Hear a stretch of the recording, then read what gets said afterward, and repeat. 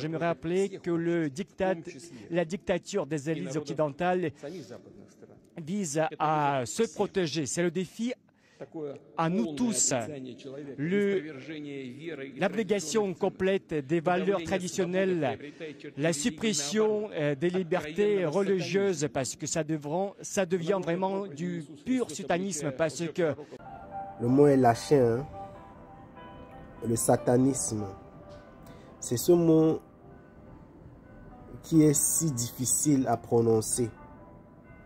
Vous verrez difficilement les politiciens, ou bien pour mieux dire, les hommes politiques, prononcer ce terme, satanisme, parce qu'ils comprennent clairement quel est le contenu de cette parole lourde. Nous vivons dans un monde où le satanisme a droit sur la cité. Les personnes qui nous dirigent, quand je dis diriger, vous comprenez, sur le plan administratif, les personnes qui conduisent les affaires de la cité, les États, les pays dans lesquels nous vivons, font essentiellement partie d'une caste qui a pour méthode de travail le satanisme. Même si vous ne verrez pas forcément affiché sur les portes des bureaux ou encore des services les effigies satanistes, la doctrine au fond qui gouverne la plupart des décisions, c'est de faire émerger, pas forcément tout de suite, mais de façon progressive, le satanisme comme un mode de vie. Vous verrez qu'on va progressivement. Ils ne se brusquent pas, ils prennent tout leur temps. Ils prennent tout leur temps pour imposer les méthodes satanistes dans le monde. Je n'aimerais pas que cette vidéo-ci semble politique. Mais il est rare, il est difficile de trouver un politicien, un homme politique de la trame d'un chef d'État afficher ouvertement son opposition au satanisme en prenant des exemples spécifiques, des exemples clairs et précis. Au lieu de, je ne vais pas rentrer, la guerre en Ukraine, les raisons de la guerre, est-ce qu'on est pour ou contre? Personne ne peut être pour la guerre. Personne ne peut être en faveur de la mort des personnes, des innocents ou même des coupables. Je ne suis pas en faveur de la mort des coupables, à plus forte raison de la mort des innocents. La réalité, c'est que ceux qui nous dirigent doivent répondre à ces questions. Parce qu'ils se moquent du droit des milliards de gens, de la majorité de l'humanité pour la justice et la liberté, pour que les gens puissent définir eux-mêmes leur destin. Et actuellement, ils ont commencé à nier les normes ethniques de la famille, de la religion. Il faut que nous nous répondions nous-mêmes aux questions très simples. J'aimerais revenir à ce que je viens de dire. J'aimerais m'adresser à tous les citoyens de notre pays, non seulement à tous les collègues qui se trouvent ici dans cette salle, mais à tous les citoyens russes. Est-ce que nous voulons que nous, dans notre pays, ici, en Russie, au lieu de maman et papa, est-ce que nous voulions avoir parent numéro 1, parent numéro 2, parent numéro 5? C'est vraiment du délire. Est-ce que nous voulons que dans nos écoles, à partir de l'école maternelle, les approches perverses soient imposées à nos enfants qui vont finir par la mort, en leur expliquant qu'au lieu des hommes et des femmes, il y a d'autres types de sexe, en leur proposant de faire les opérations pour changer du sexe. Est-ce que nous voulons avoir ces choses, ces phénomènes pour notre pays, pour nos enfants? Nous n'acceptons pas. Nous avons notre propre destin, notre propre futur. Les questions fondamentales qui ont été posées par Poutine. Le peuple doit répondre à ces questions et ceux qui dirigent les peuples et les nations doivent répondre à ces questions. La question dirigée à eux, c'est pourquoi forcez-vous les enfants à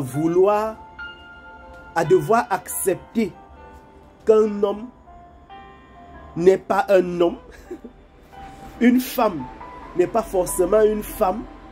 Elle peut décider d'être un homme aujourd'hui, une femme demain et vice-versa. On peut changer de sexe quand on le veut. Les parents peuvent être papa et papa, maman et maman. On peut même avoir 3 parents dans certains cas parce que c'est dans cette direction que nous sommes en train d'aller. Il faut répondre à cette question. Pourquoi vous voulez forcer les jeunes à accepter ces dérives? Pourquoi vous devez forcer les parents à accepter des choses pour leurs enfants dont ils ne sont pas d'accord? Cette partie-là du discours de Poutine, c'est la plus importante. C'est la partie fondamentale. Les autres questions politiques et autres, on peut s'en passer. On peut s'en passer. Ce que je retiens, c'est que nous vivons dans un monde où il y en a qui tiennent encore ferme par rapport à des valeurs sociales, des valeurs morales et éthiques. Et il y en a d'autres, quelques-uns, qui sont ceux qui dominent, qui font tout pour imposer des valeurs autres, des valeurs de déchéance morale, déchéance éthique, des valeurs de satanisme. C'est tout ce que je retiens. Et Poutine a été clair. Il a posé la question au peuple ukrainien. Et cette question est adressée également, elle est à adresser à vous et à moi. Est-ce que vous voulez une société où l'enfant croit qu'il y a parent 1, parent 2? Est-ce que vous voulez une société où il y a 2 papas, 2 mamans?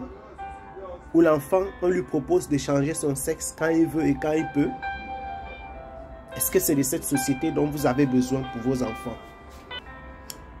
Je vais terminer en disant, en évoquant encore une chose. Poutine a cité Jésus-Christ. Je vais vous dire, j'ai examiné 5 traductions en français.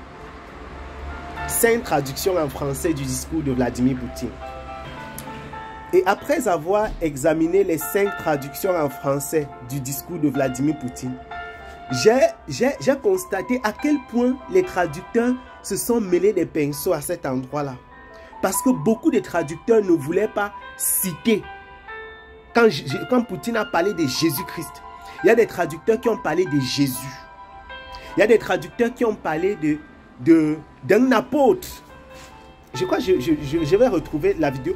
Il y a des traducteurs qui ont parlé d'un apôtre. Un apôtre a dit. Pourtant, Poutine a dit que Jésus-Christ a dit.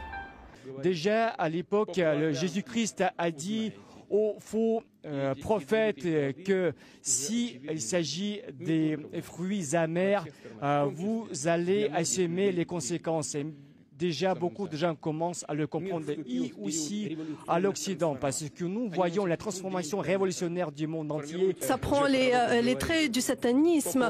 Un apôtre dit, vous les reconnaîtrez à leurs fruits, et leurs fruits empoisonnés sont visibles non seulement dans notre pays, mais dans d'autres pays pour des personnes, pour beaucoup de personnes en Occident. Ils sont tellement englués dans le satanisme. L'esprit est tellement enfermé, leur âme est tellement noircie par les ténèbres, au point où même quand ils traduisent ce que quelqu'un d'autre a dit, ils ont du mal à répéter ce qu'il a déclaré. Poutine a dit que Jésus-Christ a dit. C'est incroyable. Il a cité Jésus-Christ. Il a cité Jésus-Christ. On les reconnaîtra à leurs fruits. Et leurs fruits sont les fruits du satanisme. Et je me suis posé la question. Pourquoi autant de traducteurs font semblant de ne plus connaître, de ne plus savoir de quoi il est question? Pourquoi? Pourquoi subitement, ils font comme s'ils ne savent pas que c'est de Jésus-Christ dont on parlait? Non, un apôtre a dit, tantôt Jésus a dit. Et ils traduisent également en tordant la partie où ils citent clairement qu'on les reconnaîtra à leurs fruits. Ils traduisent en tordant. Nous vivons dans un monde où le satanisme est la méthode la méthode fondamentale de gouvernance. Ils le font doucement, mais ils l'imposent certainement. La parole du Seigneur déclare dans le livre de Jean, dans 1 Jean au chapitre 5, nous savons que nous sommes de Dieu et que le monde entier est sous la puissance du malin. Je répète, nous savons que nous sommes de Dieu et que le monde entier est sous la puissance du malin.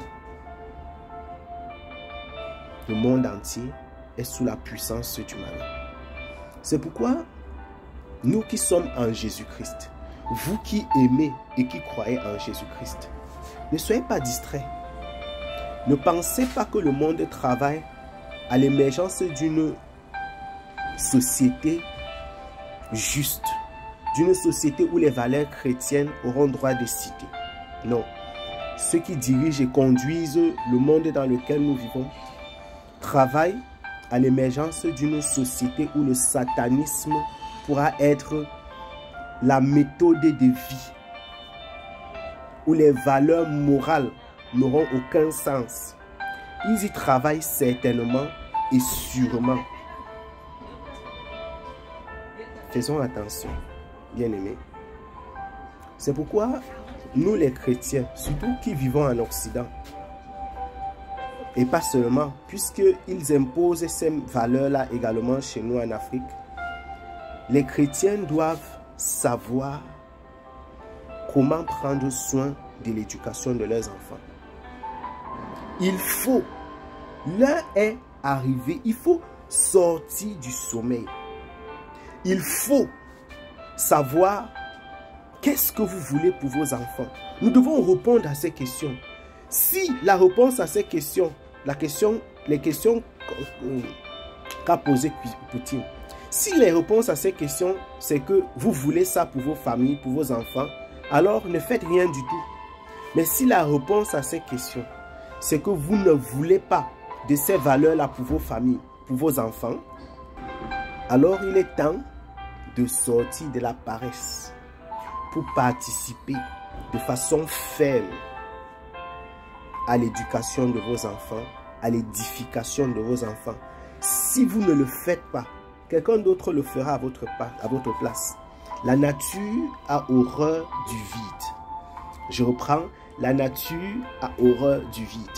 Si tu ne participes pas à l'édification spirituelle de ton enfant, quelqu'un d'autre le fera à ta place. Qu'est-ce que tu veux pour ton fils, pour ta fille, pour tes enfants?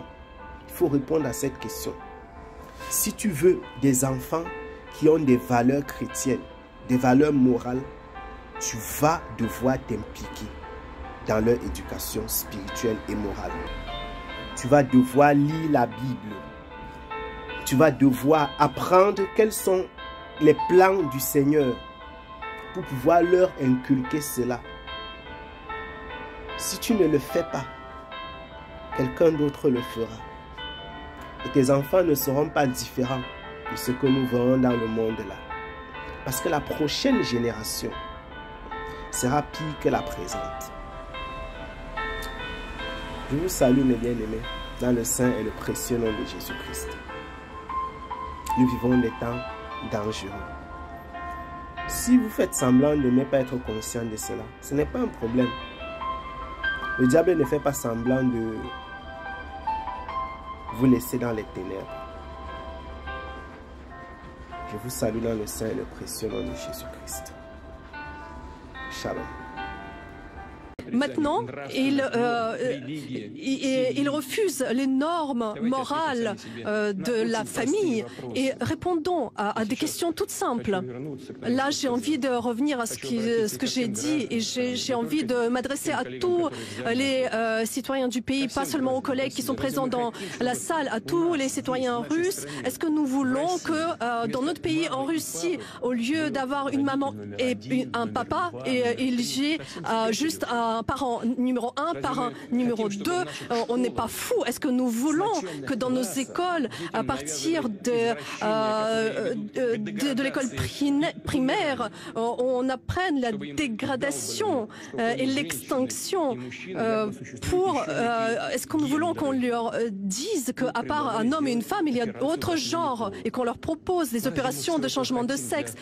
Est-ce que nous voulons ça pour notre pays, pour nos enfants? Pour nous, c'est inacceptable. Nous avons un autre avenir, un avenir qui nous appartient à nous. La dictature des élites occidentales est contre les sociétés et même contre les peuples occidentaux. La négation d'un être humain, la volonté de liberté,